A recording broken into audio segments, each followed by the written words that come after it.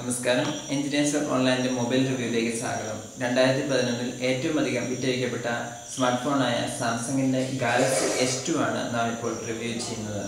2011 ഫെബ്രുവരിയിൽ ബാഴ്സലോണയിൽ നടന്ന world mobile കോൺഗ്രസിലാണ് ആദ്യമായി സാംസങ് ഈ മൊബൈൽ പരിചയപ്പെടുത്തിയത്. 1.2 GHz ഡുവൽ കോർ പ്രോസസ്സറോട് കൂടിയ ഈ സ്മാർട്ട് ഫോൺ ലോകത്തിലെ ഏറ്റവും ഭാരം കുറഞ്ഞ സ്മാർട്ട് ഫോണാണ്. വെറും 118 ഗ്രാം മാത്രമാണ് ഈ ഫോണിൻ്റെ ഭാരം. ഇതിൻ്റെ മെയിൻ ക്യാമറ 8 മെഗാ പിക്സലാണ്. സ്കൈപ്പ് വീഡിയോ കോളിങ്ങിനും മറ്റും ഉപകാരപ്പെടുന്ന 2 മെഗാ പിക്സൽ ഫ്രണ്ട് ക്യാമറയും ഫോണിൻ്റെ മറ്റൊരു സവിശേഷതയാണ്. 16 GB ആണ് ഇതിൻ്റെ ഇൻറ്റേർണൽ മെമ്മറി.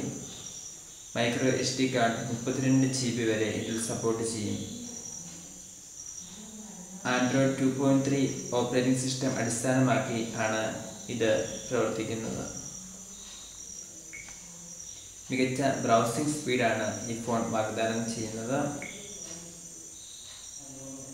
ബഫറിംഗ് ഇല്ലാതെ തന്നെ നിരവധി വെബ്സൈറ്റുകളും യൂട്യൂബ് വീഡിയോകളും മറ്റും പ്ലേ ചെയ്യുവാൻ ഈ ഫോണിലൂടെ സാധിക്കും.